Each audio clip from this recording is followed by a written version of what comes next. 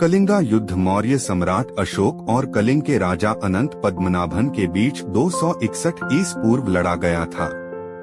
कलिंगा युद्ध धौली की पहाड़ियों पर लड़ा गया था। सुबह के सूर्योदय के साथ शंखनाद की धुन पर युद्ध का आगाज हुआ। कलिंग के राजा अनंत पद्मनाभन और सम्राट अशोक की सेनाएं आमने सामने थी। पूरा कलिंग युद्ध का मैदान बन चुका था। कलिंग की सेना भी एकदम व्यवस्थित और ताकतवर थी, जो किसी भी कीमत पर पीछे हटने को तैयार नहीं थी। साथ ही कहते हैं कि कलिंग की सेना ही नहीं बल्कि वहाँ की प्रजा भी देश प्रेमी थी। दोनों तरफ से घमासान जारी था।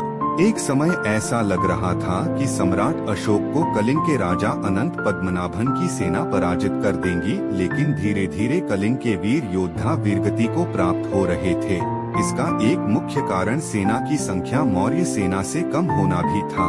दूर दूर तक युद्ध मैदान में रक्त धाराएं बह रही थी, जिसे देखकर हर कोई डर रहा था। राजा होने के बाद भी सम्राट अशोक भी डगमगा गए। इस युद्ध के परिणामस्वरूप कलिंग की पूरी सेना का सफाया हो गया। लगभग 1.50 लाख कलिंग के सैनिक मारे गए, जबकि 1 लाख मौर्य सैनिक भी वीरभूमि को प्राप्त हुए।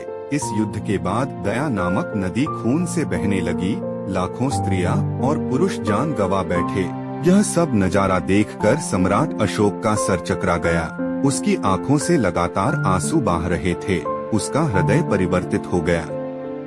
इस युद्ध के पश्चात ही सम्राट अशोक ने शपथ ली कि वह भविष्य में कभी युद्ध नहीं करेगा और पश्चाताप करने के लिए बौद्ध धर्म अपना लिया।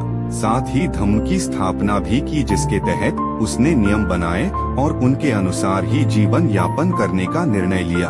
अशोक के धम्म अथवा धर्म से आशय कल्याणकारी कार्य करना, पाप नहीं करना, मीठी वाणी, दूसरों के प्रति अच्छा व्यवहार, दान, दया आदि हैं।